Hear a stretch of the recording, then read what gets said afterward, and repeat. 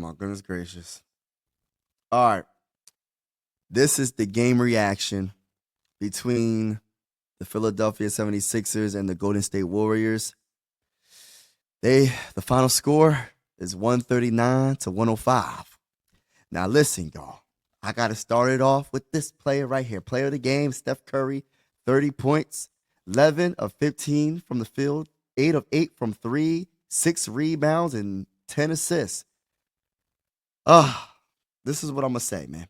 First time in NBA career, he was 8 of 8 from three. He made history. He's the fifth player in NBA history to go 8 from three or more. So he's making history against us. See, he took over the game. He was making threes. You know how when Steph Curry, let me show you on the screen. I'm gonna show it on the screen, right, real quick. You know how when Steph Curry, right, when he shoots a three and then he walks away, like because he knows it's going in. That's what he was doing, bro. It was that bad. It was a bad moment for the Sixers, man. When he started doing that, I said this game is over. But bro, that's not a full story, man. At one point, right, the Sixers allowed the Golden State Warriors to shoot 66.7% from three, bro. At one point in this game, they was going into the fourth quarter shooting 60% from three. Where is the perimeter defense for the Philadelphia 76ers, man? We got destroyed. Steph Curry destroyed us. He destroyed us. The 76ers got destroyed by Mr. Curry, man. That's crazy, bro. We got to start calling him Mr. Curry, man. Mr. Curry destroyed us. He did not play no games, but the fact that the whole team, right? What did they shoot? What was their 3-point percentage for the game? And it kind of dropped a couple of percentage points because they had their backups in. For the game, they shot 56.4% from three, 22 of 39. You're not winning a game. You're not going to win a game letting that happen, bro. And then they allowed the Warriors to shoot 60.9% from the field. You're not going to win that type of game. It's not going to happen, bro. It's not. Talk that talk. Make sure you hit that like button and hit that subscribe button if you haven't already. You know, I'm going live for almost every Philadelphia 76er game this season.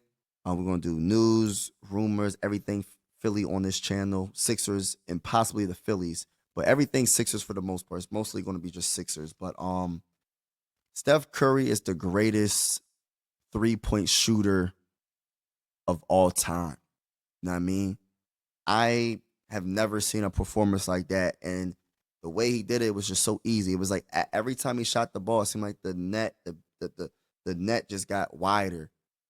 The rim got wider. I mean, it's just like he was shooting in a pool. He was shooting in the ocean, and it was nothing but net, bro. He did have one out hit off the backboard, but I think he meant to do that. He is special, man, a special player.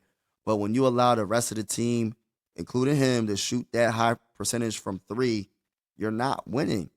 And my whole question is, like, the coaching and where's the drive? I understand they lost to the Kings, and this is a back-to-back game. They lost to the Kings in a tough one. At the end, they fell apart. They choked in the last 2 minutes. But this game is just like, what did they do? Was they on vacation? Was they on vacation mentally because they did not show up? Joel Embiid, he tried to do some things, but I'll have to say something about Joel Embiid real quick before I forget it, man. Before the end of the first half, Tyrese Maxey turned the ball over trying to force it to Joel Embiid. And it was a fast break. Schroeder was driving to the lane, and Joel Embiid just kind of like gave up on the play. He didn't even try to help Tyrese Maxey on that defensive side. On the defensive side, you know what I mean? He was just jogging. He wasn't hustling, and Tyrese Maxey was the only one that was really guarding Schroeder when it was 1-on-1. It could have been 2-on-1 if Joel Embiid would have hurried up and tried to help out Tyrese Maxey. And I don't like that, man. Joel Embiid has to be a better leader than that. And I understand he's a very good player, but you can't show your emotions out. Like, you can't show your emotions too much sometimes, man.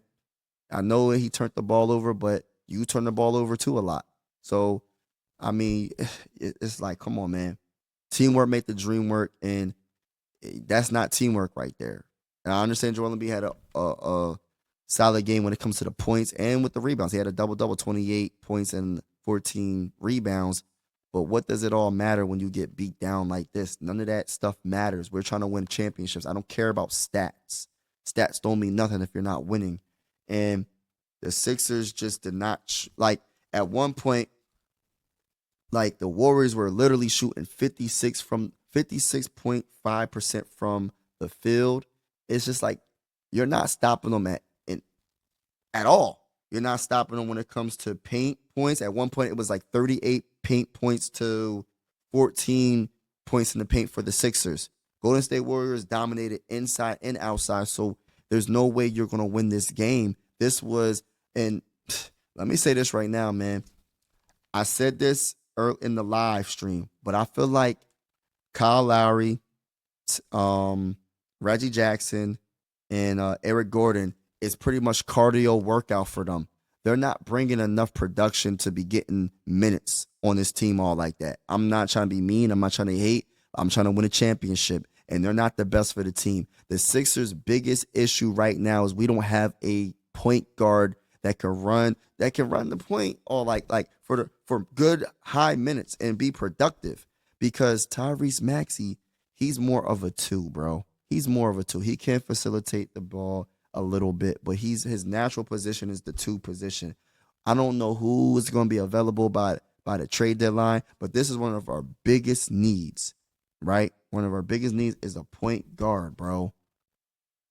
And I'm tired of watching Reggie Jackson. I'm tired of watching Eric Gordon. Literally, Kyle Lowry, 10 minutes, starting lineup. How is he in the starting lineup? Because we don't have no point guard. That's terrible.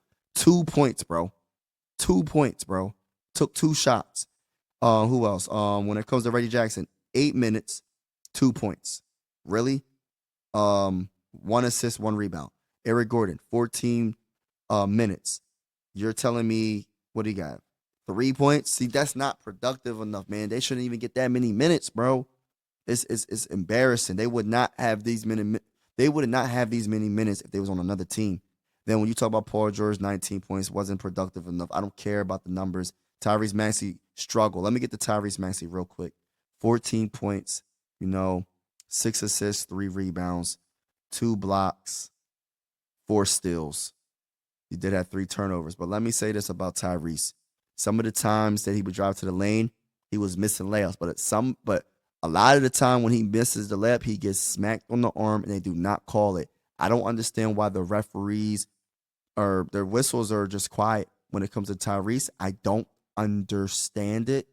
And I would love for you in the comments below to tell me why they don't give Tyrese Maxey the whistle like they give other stars, because Tyrese Maxey is a star. He's one of the best players in the NBA, and that's a fact. I don't care what nobody says. He's one of the best in the NBA. He is an all-star, and I got to talk my talk about it. Talk that talk. Now, understand that Kelly Oubre Jr. didn't play. I understand that. KJ Martin's been hurt. Caleb Martin, my guy. I understand that you're the Boston Celtic destroyer, whatever you want to call yourself, against the Boston Celtics. But what about all the other teams that you play against, bro? We don't just play the Boston Celtics every game. So for him to play 22 minutes, bro, 105 from the field, 0-2 from the 3, the man had 2 assists, 2 steals, 1 turnover, and 2 points in 22 minutes, and you in the starting lineup. That's unacceptable. We need to figure something out, bro. We need to figure something out quick in a hurry. And getting back to the perimeter defense, because that's what really lost us this game.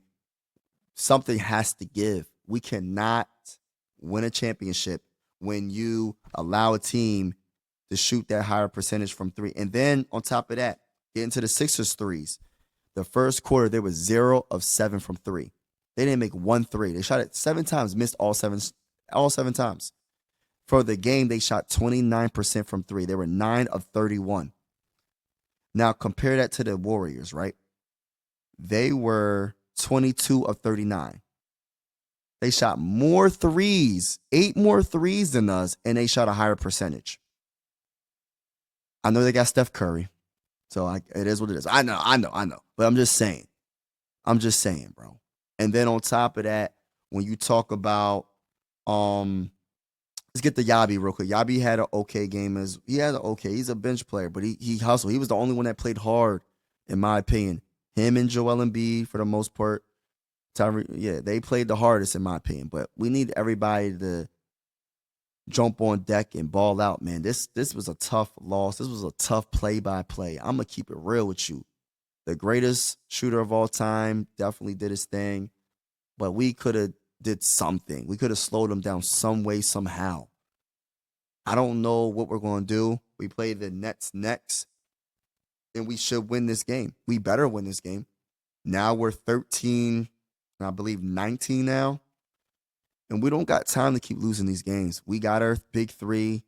We're going to get, Daryl Morey, I need you to make a move. Don't give up too much, but you got to do something, bro.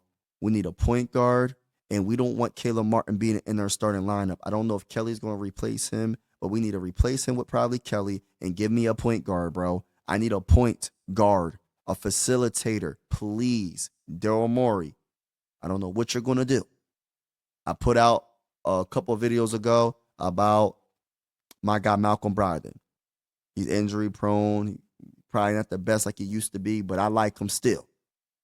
I want a caliber of him. It doesn't have to be Malcolm Brogdon, but I need a caliber of a player like him that can play on ball, off ball, can shoot the three, can play a tiny bit of defense, can rebound, facilitate, can just do what they need to do, man, to take some of that pressure off of Tyrese. But that's all I got, man. This was a tough freaking loss. 139-105, 139-105. I can't believe I actually watched this whole entire game. I can't believe it. But until next time, Happy New Year to everybody. And as always, God bless and have a wonderful, wonderful, wonderful night. I'm out. Mike Sports Vibes, thank you for vibing with me. Yeah. Mike Sports Vibes, thank you for vibing with me. I'ma talk that talk about the Sixers and the Vikings. I'ma talk that talk about the Sixers and the Vikings. Let's go. I really do this. I'm a hybrid fan. I'm a stand-up man. Yeah. They be hating on the squads, but they really a fan. I'ma talk that talk about the Sixers and the Vikings. I'ma talk that talk about the Sixers and the Vikings. Let's go.